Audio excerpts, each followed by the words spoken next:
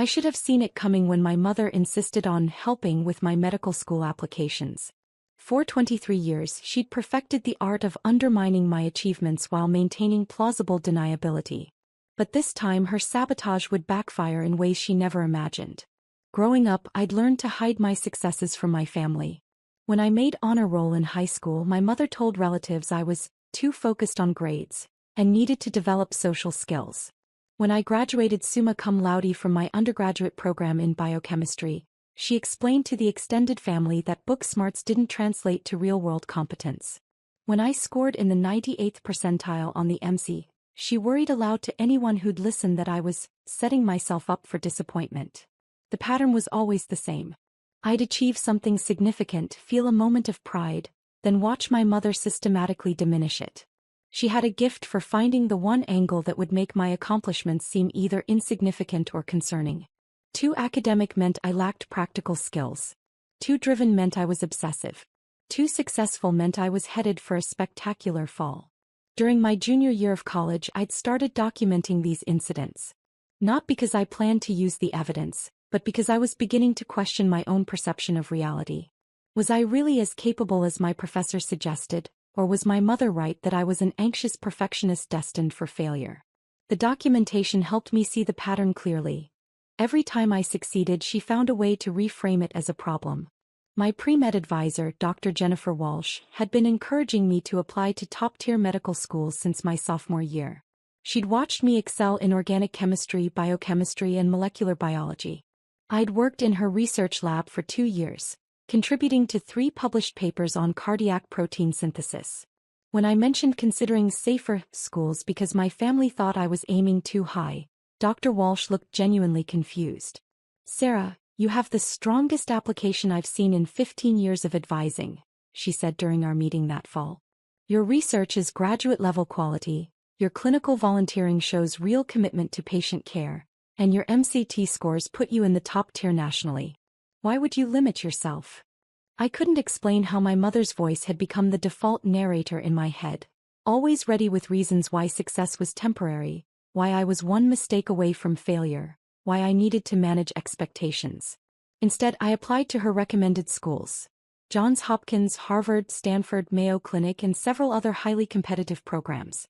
The application process was grueling, but I felt confident about my materials. My personal statement detailed my research experience and my passion for cardiothoracic surgery. My letters of recommendation were strong. Dr. Walsh had shown me excerpts describing my work as exceptional and graduate level. My grades and test scores spoke for themselves. That's when my mother offered to help with the family coordination aspect of applications. Many schools, she pointed out, might want to speak with family members as part of their holistic review process. She'd be happy to serve as a reference point if needed.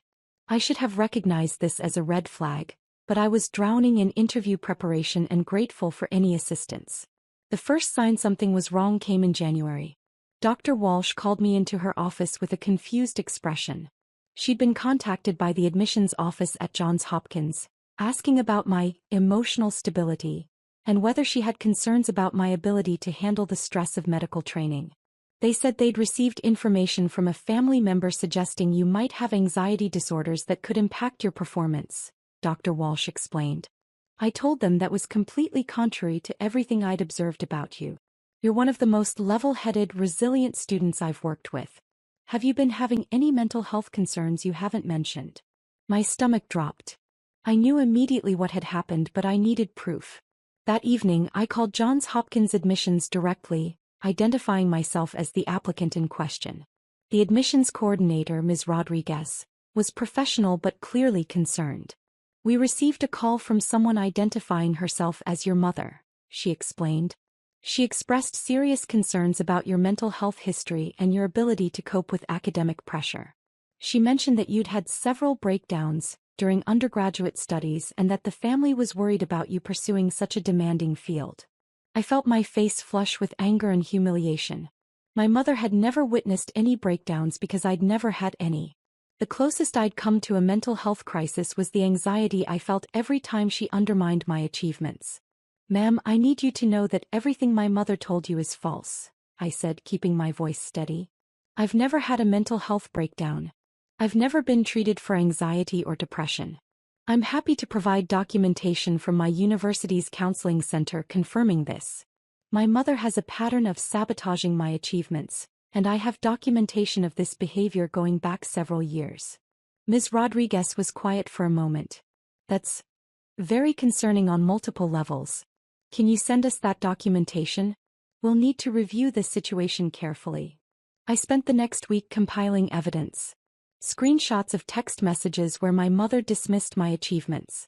Email threads where she'd contacted my undergraduate professors expressing concerns about my stress levels. Documentation from my university counseling center showing I'd never sought treatment for anxiety or depression. I'd only attended a few sessions about family relationships, which the counselor noted showed healthy self-awareness, not instability. But the most damning evidence came when I started calling other medical schools. Harvard, Stanford, Mayo Clinic. My mother had contacted all of them. The stories varied slightly but followed the same theme. I was emotionally unstable, prone to anxiety, possibly not suited for the rigors of medical training. At Stanford, she'd claimed I'd been hospitalized for a nervous breakdown, completely false. At Harvard, she'd suggested I had obsessive-compulsive tendencies that interfered with my judgment, also false. Dr. Walsh was horrified when I showed her the documentation. Sarah, this is systematic sabotage of your career. This goes beyond normal family dysfunction. This is deliberate interference with your professional future. Together, we crafted a response to each medical school.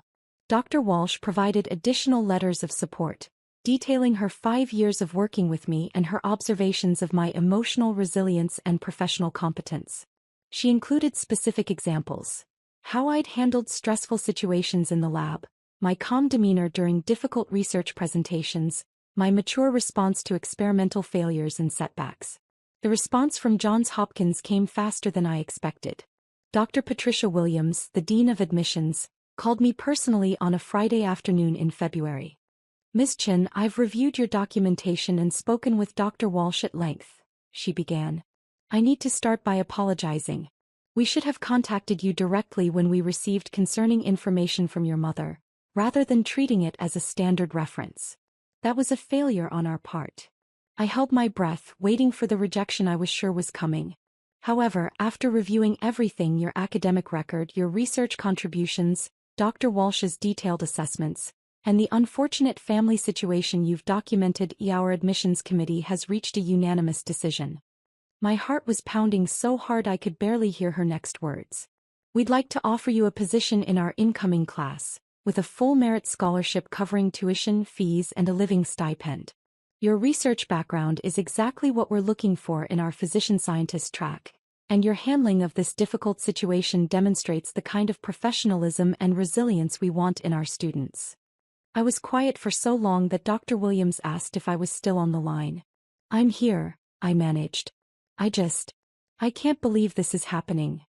Additionally, she continued, we'd like to offer you a research position in our cardiac surgery lab, working with Dr. Michael Torres on proteomics research. Dr. Walsh shared your published work with him, and he's very interested in continuing that research direction with you.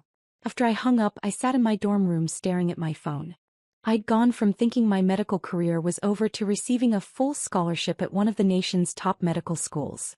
And the opportunity to work with Dr. Torres, whose research I'd been following for years.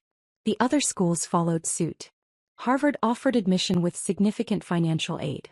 Stanford extended an interview invitation with a note apologizing for the miscommunication regarding my application. Mayo Clinic not only offered admission but invited me to their selective research track program. But Johns Hopkins felt right. Dr. Williams had handled the situation with professionalism and genuine concern for me as both an applicant and a person. Dr. Torres's research aligned perfectly with my interests. And frankly, after what I'd been through, the full scholarship felt like validation that my achievements were real and valuable. The hardest part was deciding how to handle my family. I'd accepted that my mother would never be truly supportive, but I hadn't expected active sabotage of this magnitude. Dr. Walsh suggested I meet with a counselor to process the situation, and I'm grateful I took her advice. The counselor, Dr. Lisa Park, helped me understand that my mother's behavior wasn't about concern for my well-being, it was about control. As long as I believed I wasn't capable of major achievements, I'd remain dependent on her validation and guidance. My success in medical school would represent a level of independence and recognition that threatened her position in my life. What she did wasn't just unsupportive, Dr. Park explained.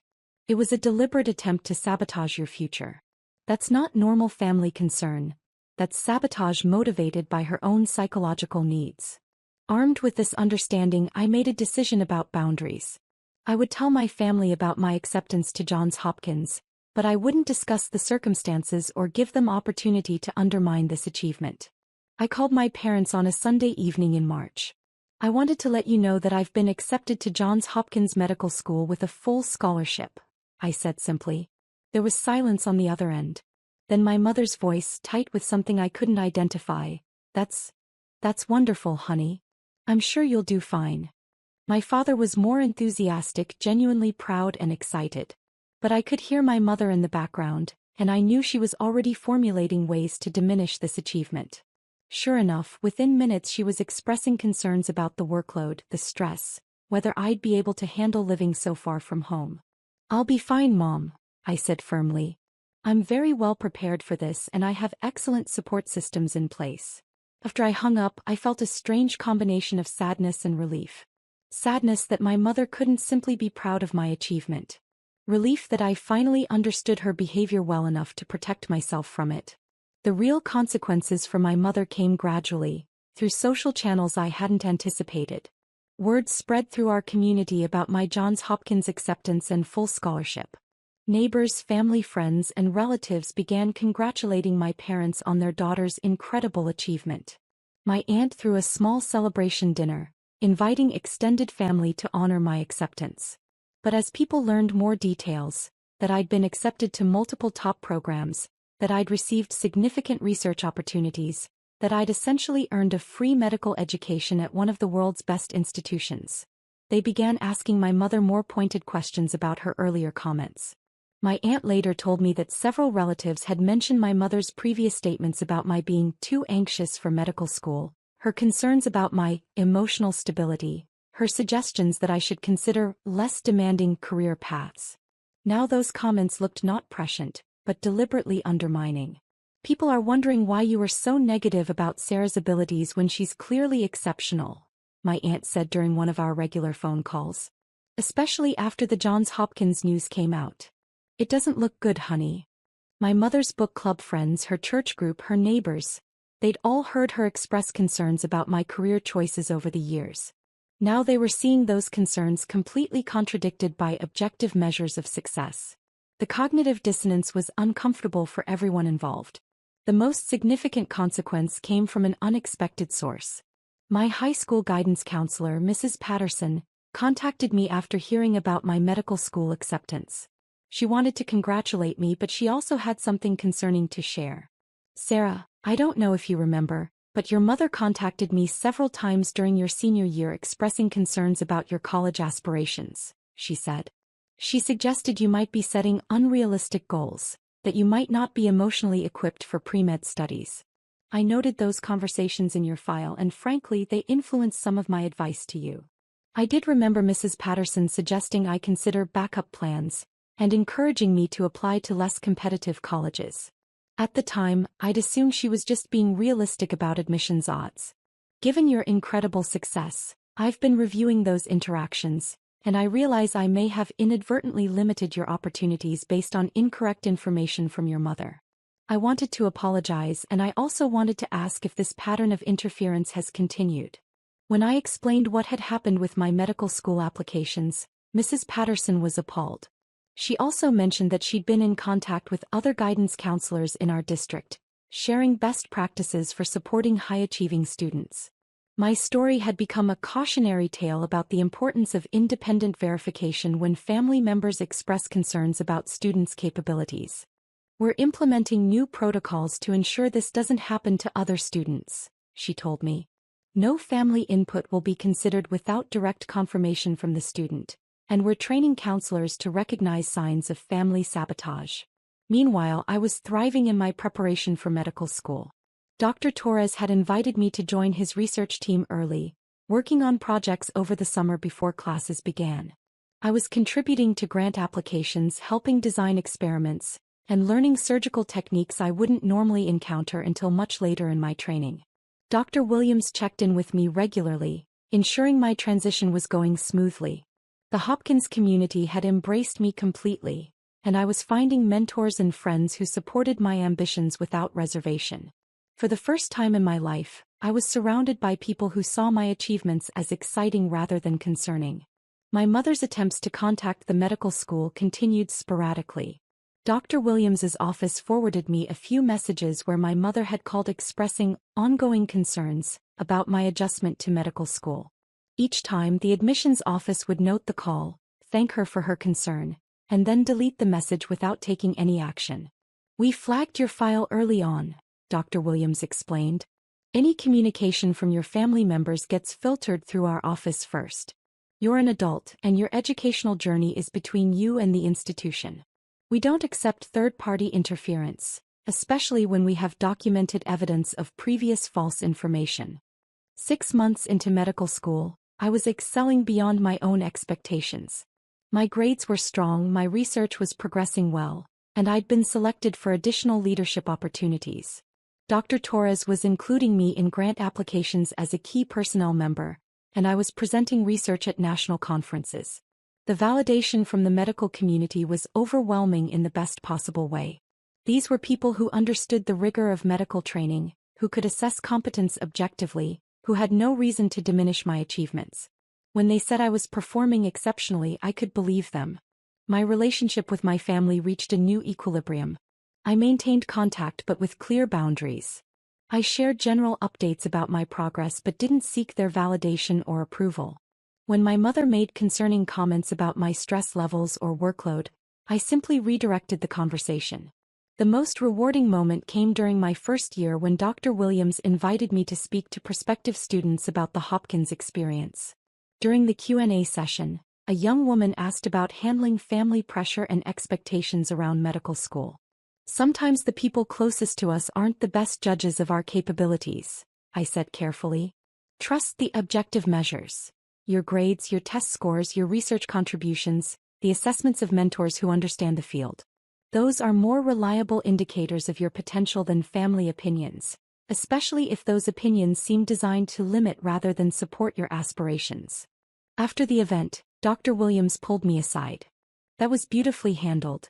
You've turned a difficult personal experience into wisdom that can help other students.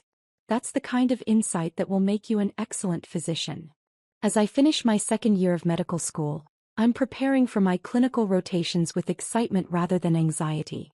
My research with Dr. Torres has resulted in 2 more publications, and I've been invited to present our findings at the International Conference on Cardiac Surgery. My grades consistently place me in the top 10% of my class, and I've been selected for the Honor Society in several leadership positions. More importantly, I've learned to trust my own assessment of my capabilities. The voices in my head now belong to mentors and colleagues who've seen my work and believe in my potential. When challenges arise, and they do because medical school is genuinely difficult, I have a support system that helps me problem solve rather than questioning whether I belong here. My mother still occasionally makes comments about the stress of medical school or wonders aloud whether I'm taking care of myself emotionally. But those comments no longer have the power to undermine my confidence. I know objectively that I'm thriving, that my professors respect my work, that my research is contributing to important medical advances. The full scholarship from Johns Hopkins didn't just pay for my education. It provided validation that my achievements were real, substantial, and worthy of investment. When one of the world's leading medical institutions chooses to invest in your future, it's hard to argue that you're not capable of success. I recently received an email from Mrs. Patterson, my high school guidance counselor, with an update that made me smile. She'd implemented new protocols in her department, and they'd identified 3 other students whose families had been systematically undermining their academic aspirations. With proper support and objective assessment, all 3 were now attending competitive universities and thriving. "Your story changed how we approach family dynamics in academic counseling," she wrote. "We're now trained to recognize sabotage disguised as concern, And we're much better at protecting students from this kind of interference. You've probably helped dozens of students you'll never meet. That feels like the best possible outcome from a painful experience. My mother's sabotage not only failed to derail my career, it ultimately led to stronger support systems for other students facing similar challenges. Sometimes the most devastating betrayals create opportunities for the most meaningful victories. Next year I'll begin my clinical rotations in cardiac surgery. Dr. Torres has already arranged for me to observe several procedures and assist with research projects in the cardiac unit. My dream of becoming a cardiothoracic surgeon feels not just possible but inevitable, supported by mentors who believe in my abilities and an institution that has invested in my success. The girl who once questioned her own competence because of her mother's constant undermining has become a medical student whose research is changing cardiac surgery protocols. The transformation didn't happen overnight, but it was absolute. And it started with one phone call from a dean who chose to believe in my potential rather than my mother's sabotage.